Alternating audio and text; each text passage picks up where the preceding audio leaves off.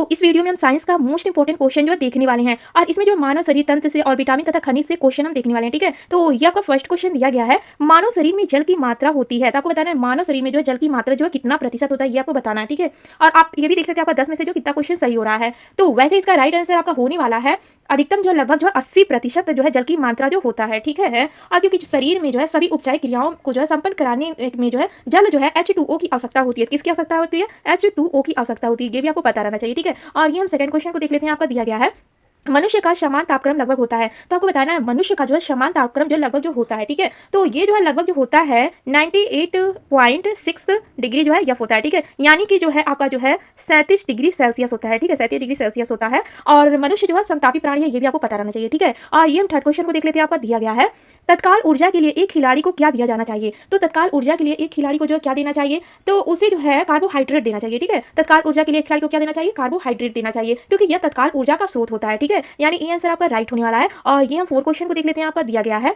मनुष्य को रोटी चबाने पर मीठा क्यों लगता है। तो आपको बताना है मनुष्य को रोटी चबाने पर मीठा क्यों लगता है। ठीक है, तो इसलिए लगता है क्योंकि कार्बोहाइड्रेट जो है शक्कर में परिवर्तित हो जाता है। क्या होता है? कार्बोहाइड्रेट जो क्या होता है शक्कर में जो परिवर्तित हो जाता है। ठीक है, यानी ये आंसर आपका राइट होने वाला है ये आपका। ठीक है, और ये हम देख लेते हैं। आपका दिया गया है फाइव क्वेश्चन। तो ये आपको फाइव क्वेश्चन दिया गया है कार्बोहाइड्रेट मानव शरीर में किस रूप में टूटता है, ये आपको बताना है। ठीक है, तो ये जो है कार्बोहाइड्रेट मानव शरीर में जो है ग्लूकोज के रूप में टूटता है। ठीक है, तो इसका राइट आंसर आपका ग्लूकोज होने वाला है। ये आंसर आपका क्या जो है राइट हो जाएगा। ठीक है, और ये हम देखने वाले सिक्स क्वेश्चन। तो आपका सिक्स क्वेश्चन दिया गया है निम्न में से कौन कार्बोहाइड्रेट नहीं देता है। ठीक है, तो आपको बताना है जो कार्बोहाइड्रेट जो है नहीं देता उसको आपको बताना है। ठीक है, तो ये पालक जो है ये क्या होता है? कार्बोहाइड्रेट जो हमें नहीं देता है। ठीक है, तो यानी कि आपका जो ये आंसर आपका राइट होने वाला है। और ये जो आपका जो मक्खन हो गया, चीज हो गया, मछली हो गया, इससे आपको क्या मिलता है? कार्बोहाइड्रेट मिलता है। ठीक है, पालक से जो नहीं मिलता है।